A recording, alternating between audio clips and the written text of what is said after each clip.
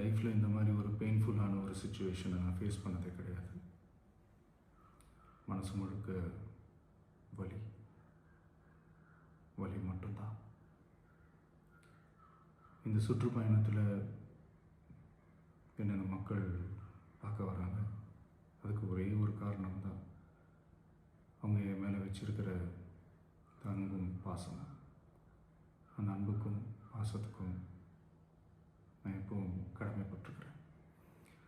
அதனால தான் இந்த சுற்றுப்பயணத்தில் மற்ற எல்லா விஷயங்களையும் தாண்டி மக்களுடைய சேஃப்டி, அதில் எந்த காம்ப்ரமைஸும் பண்ணிடக்கூடாதுன்றதுக்காக தான் அது என் மனசில் ரொம்ப ஆழமாக இருக்கும் அந்த எண்ணம். அதனால தான் இந்த அரசியல் காரணங்கள் எல்லாத்தையும் தவிர்த்துட்டு ஒதுக்கி வச்சுட்டு மக்களுடைய சேஃப்டி மட்டும் மைண்டில் வச்சுக்கிட்டு அதுக்கான இடங்களை சூஸ் பண்ணுறது, அதுக்கான இடங்களை பார்த்து பெர்மிஷன் கேட்குறது, போலீஸ் டிபார்ட்மெண்ட்டில் அதை ரிக்வெஸ்ட் பண்ணி கேட்போம். ஆனால் நடக்கக்கூடாதது நடந்துருச்சு.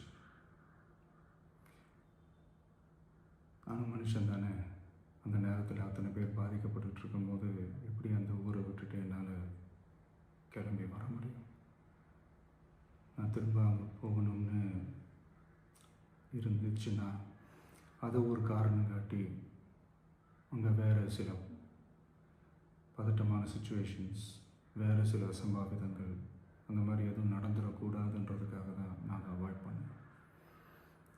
இந்த நேரத்தில் சொந்தங்களை இழந்து தவிக்கிற அத்தனை குடும்பங்களுக்கும் என்னுடைய ஆழ்ந்த இரங்கலை தெரிவிச்சுக்கிறேன். எனக்கு தெரியும், என்ன சொன்னாலும் இது ஈடேயாகாதுன்னு எனக்கு தெரியும்.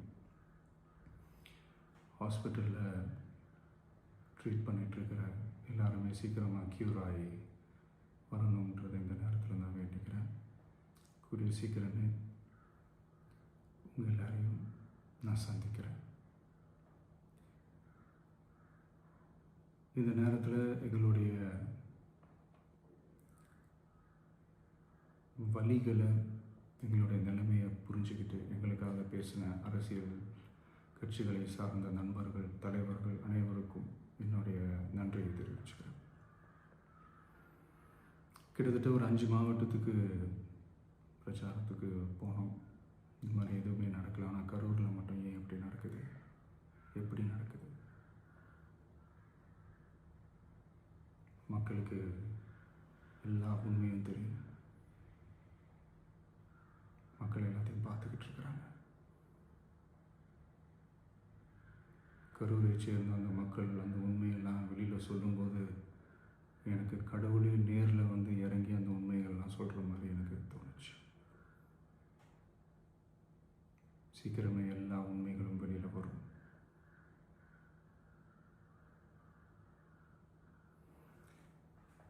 எங்களுக்கு தரப்பட்ட இடத்துல நாங்கள் போய் அந்த அந்த ஸ்பாட்டில் நின்று நாங்கள் பேசிட்டு வந்தோம். அதை தாண்டி எந்த தவறும் எங்கள் சைடில் நாங்கள் எதுவுமே செய்யலை.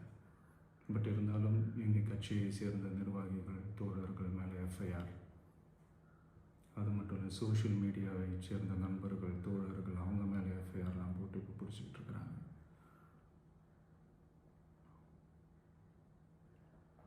சிஎம் சார், உங்களுக்கு ஏதாவது இந்த பழி வாங்கணும் அப்படின்ற எண்ணம் ஏதாவது இருந்துச்சுன்னா என்ன வேணாலும் பண்ணுங்க. அவங்க மேலே கை வைக்காதீங்க. நான் ஒன்று வீட்டில் இருப்பேன், இல்லை நான் ஆஃபீஸில் இருப்பேன். என்ன வேணாலும் செய்யுங்க. நண்பர்களே, தோழர்களே, நம்மளுடைய அரசியல் பயணம் இன்னும் ஸ்ட்ராங்காக, இன்னும் தைரியத்தோட